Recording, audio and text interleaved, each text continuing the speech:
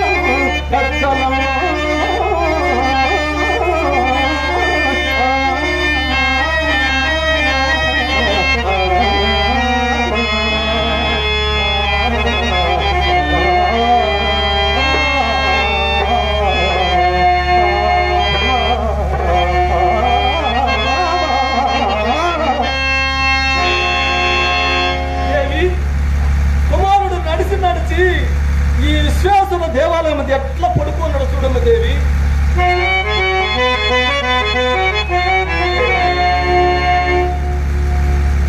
నీ కడనే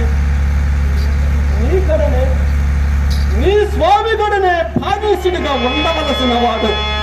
కావున